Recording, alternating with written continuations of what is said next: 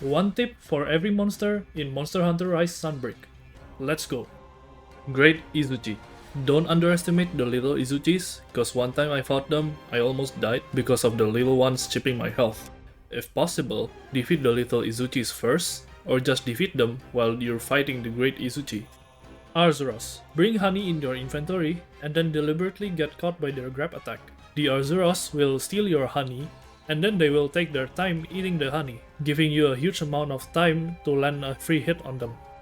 Great Baggi. The Great Baggi's damage will be amplified to sleeping hunters, so make sure your hunter doesn't go to sleep, bring energy drink, or slot in sleep resistance if possible, or if anything fails, maneuver to a smaller Baggi when you are inflicted with sleep, so they can nudge you to remove the sleep effect.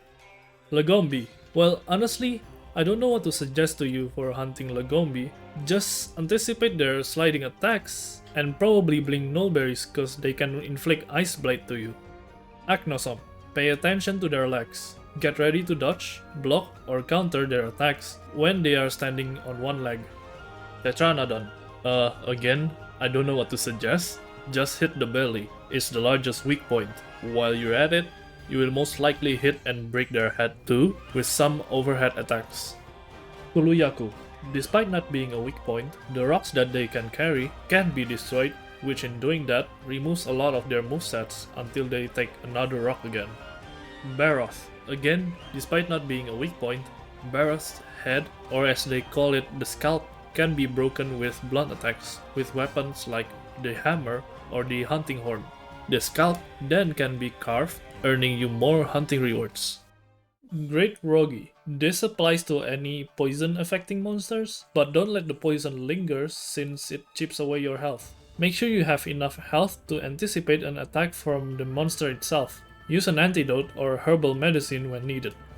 Royal Ludroth. This is a master rank tip for hunting a Royal Ludroth. Make sure you have enough health at all times because a master rank Royal Ludroth somehow has a pretty high damage dash attack that somehow has no wind up whatsoever.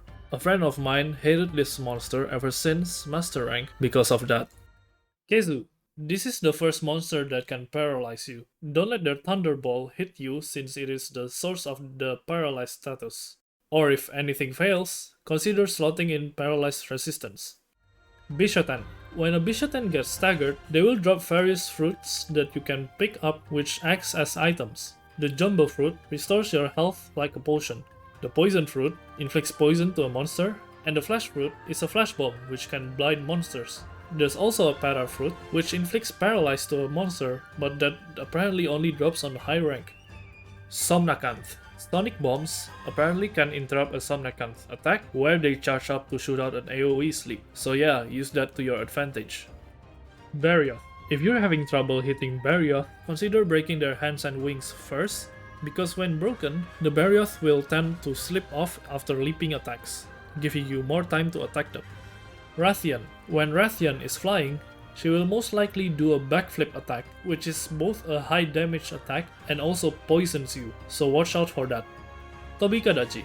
Bring nullberries to fend off the Thunderblight that Tobi-Kadachi can inflict to you. Thunderblight increases the chance for you to get stunned by each successive attacks to you, which can both be lethal and frustrating. Or just use stun resistance, either works. Volvidon. Make sure you maintain high sharpness because yellow sharpness will just deflect your weapon. You'll need to have a minimum of green sharpness to damage them. It is a rare instance of the monster's body is layered with a relatively hard body that yellow sharpness can't go through it. Bazelgeuse. When Bazelgeuse is toppled to the ground, you can mine their back for ores or material. To do that, when you see them fall off, sheath your weapon, go to their back, and then press the confirm button just like with other mining outposts. Pukei-Pukei. Pukei-Pukei is the token poison monster, but honestly their poison is the only deadly gimmick they have, so make sure you pack up antidotes or herbal medicine. Anjanath. Focus on their nose whenever possible to topple Anjanath to the ground more often. If you can't hit the nose, breaking their leg will most likely make them fall off at least once. Magnamallow. Magnamallow's Hellfire Blight amplifies Magnamallow's attacks to you, which makes it look like their damage is really strong. The damage inflicted by that is basically the combination of the attack and the Hellfire explosion. What's notable about this is that it counts as 2 instances of damage, so Moxie can be bypassed by this. So make sure you have a big enough health pool to begin with.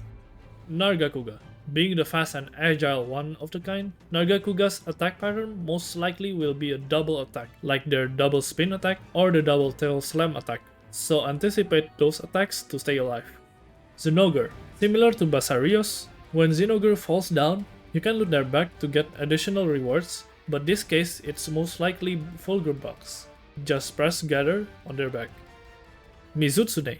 While the bubble makes your hunters slippery, making them not be able to do any actions, eating the bubble face on is also a viable option, especially to the colored bubbles. The green bubble heals you, and the red bubbles gives you an attack boost. While you can't do any actions because of the slipperiness, you can still move, so you can still dodge Mizutsune's attacks. Rathalos. Rathalos spends most of the hunt flying in the air shooting fireballs, so to counter this, stock up flash bombs and shoot them to his face to blind them and make them fall to the ground. Allmother.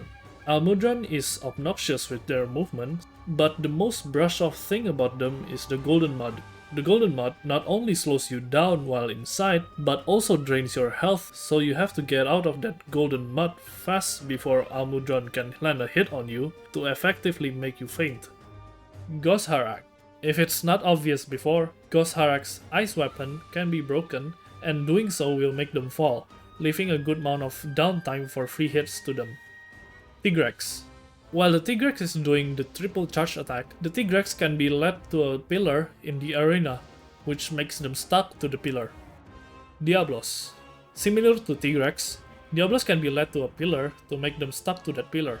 But since that is similar, here's another one.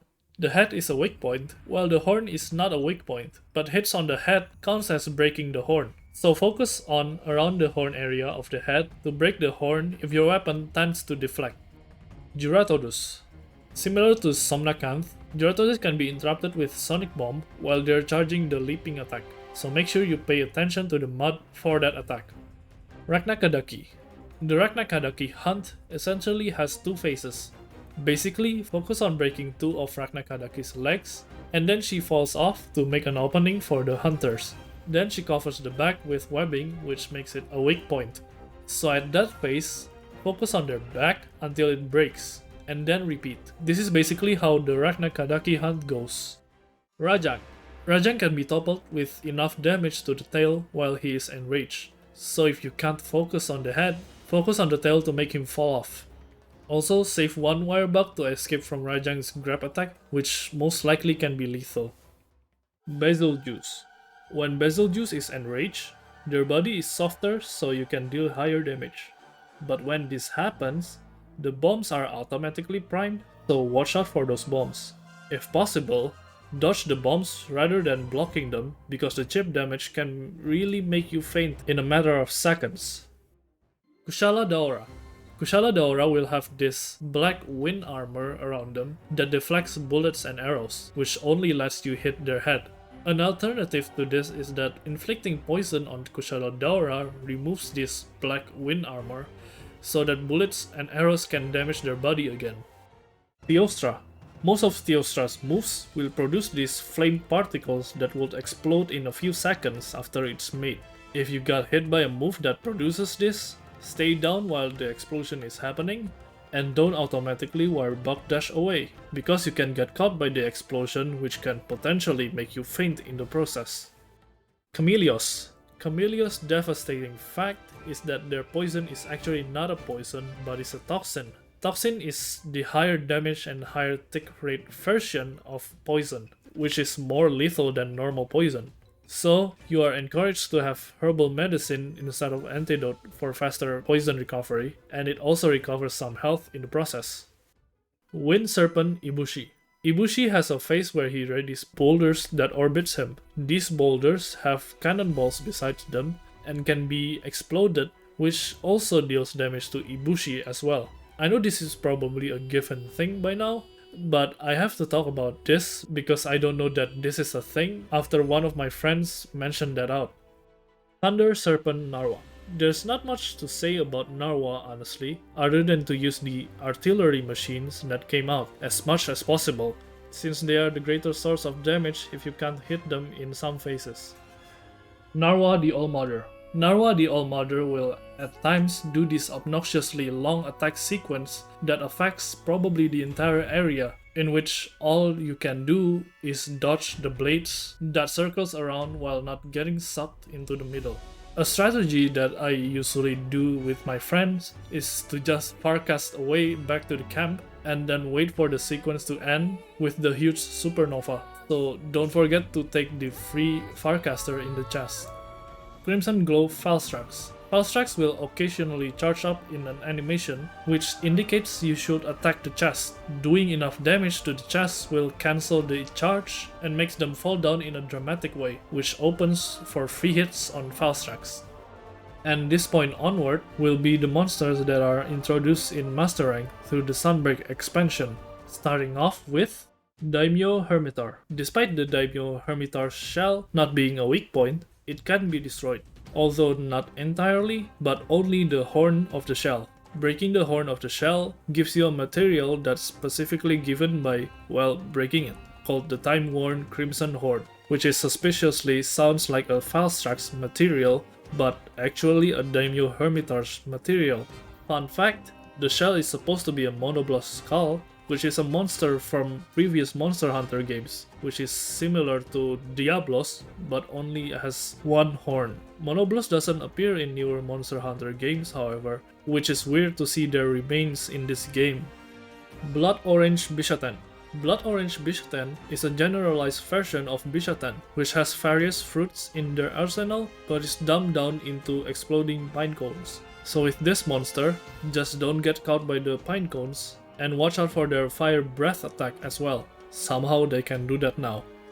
Aurora Somnacanth. The Aurora Somnacanth is also a generalized version of a gimmicky monster that is Somnacanth. With their sleep, the Aurora subspecies instead just beams ice. The only thing different about fighting them is that the ultimate attack can be interrupted with flash bombs instead of sonic bombs, so don't get mixed up with these items. Garangolm. Garangolm's hands will eventually be coated with blast and water element, which is certainly menacing at first, but that is actually an indication that the easiest and weakest part of Garangolm is their hands. So focus on the hands, in which if damaged enough will topple them, giving you more free time to land free hits. Shogun Senator. Just like Daimyo Hermitar, the shell can be destroyed, but this time the shell can be completely destroyed for another weak point. But since that's basically the same tip as Daimyo Hermitars, here's another one. Shogun Senator's pincer can actually be broken, which looks like it has an effect to the gameplay, but sadly it's only a cosmetic change. The claw, even if broken, can still inflict bleed on you, so don't expect the bleed mechanic to go that easily. Magma Almudron. While normal Almudron's mud can be used as a platform to your advantage, Magma Almudron's mud platform shouldn't be used or even approached at all, since the mud can now explode, so stay away from them. Lunagaron. Lunagaron have two modes, the first mode being a wolf form, while the second mode is of a werewolf form, indicated by the white ice coating on their body. Both of these forms, however, have a same attack pattern of directly attacking in front of them, with some exceptions of tail swipe and such. So the best way to avoid Lunagaron's attacks is to dodge sideways. Astalos. A lot of Astalos' beam attack is of a straight line from the horn or from the tail. But one thing for certain is that the beam attack that comes out from the mouth is a sequence of two beams, in which the first one does not form a straight line in front of them, instead it is a surfing projectile. So the best way to avoid the first beam is to go in the middle. Watch out for the second beam though, because it is a slow thunderbolt attack to the front, so you can still get hit by that. The best route to avoid this is going from the middle, and when Astalos starts charging for another beam, go either to the left or the right. Espinas. Espinas Fireball inflict both Fire Blight, Poison, and Paralyze together. which leaves you lying there while also taking damage over time. You shouldn't panic though. When the paralyze ends, the poison will end as soon as the paralyze is gone, so don't waste your antidote or herbal medicine to remove that poison. Use an antidote whenever the poison is not inflicted alongside a paralyze. Seregios. Seregios' moves are 90% the skater move when he's up in the air, making it pretty much a telegraph attack despite being fast and menacing. So always anticipate the skater move to perfectly time your block or parry to your advantage. The foot is also the weak point, so it's okay to target the foot first. Fire Rakna-Kadaki. Similar to normal Rakna-Kadaki, Fire Rakna-Kadaki can summon their offsprings to help her. There's a difference, however, that the spider's offspring are used to extend the attack range of Fire Rakna-Kadaki, shooting fireballs to the spider, or the spider offspring straight up shooting fire in contrast to normal Rakna-Kadaki, using their offspring to move around the arena. Malzeno. The Blood Blight effect might be menacing at first. It is inflicted to you after you get hit by a fairly damaging attack. It damages you over time similar to poison, and your potions heal for a lesser amount of health. But it has another effect that you can now effectively heal through attacks. So if you got Blood Blight, it is better to attack Malzeno for a lifesteal instead of standing back. If you can't fight back and need an emergency heal, don't use max potions because you'll only heal half of your health. So save them and heal with mega potions instead. Gore-Magala. Gore-Magala's head can be broken before they put out their horns. That amounts to 3 times that the head can be broken. Also, I think this is more notable than the previous fact, but the explosion from the fireball will always go sideways, so get out of that area if you see the fireball go out. Shagaru Magala. Shagaru Magala has the same frenzy gimmick with Gore-Magala, so I'll cram it in this point. The frenzy status works like a hit check. If you hit the monster a certain amount of time, you get an affinity buff. If you fail to do that, however, you get debuff of not being able to recover from red health bar, meaning you can only heal up using items, and you will receive more damage under the status. So it's best to overcome and go on the offensive when you get the frenzy status. In addition to that, the frenzy status time can be delayed further with null berries, so stock up with null berries before hunting these monsters.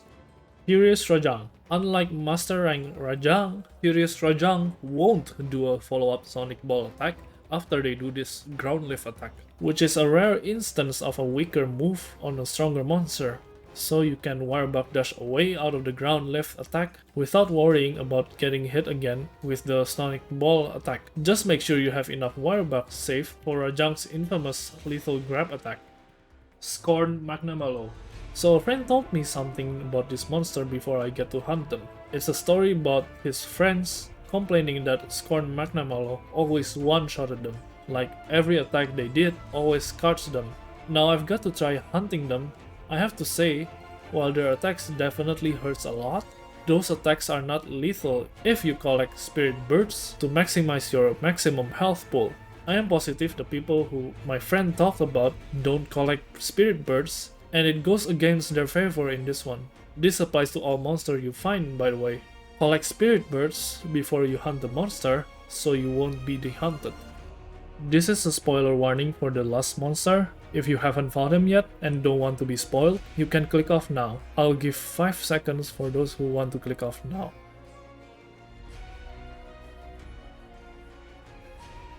Okay, for the last monster, Geismagorb. There can be a lot of tips to be made about this monster, especially on the time crisis part, but there's nothing to say about this other than just shoot the red orb. So here's something other than that, which I experienced myself.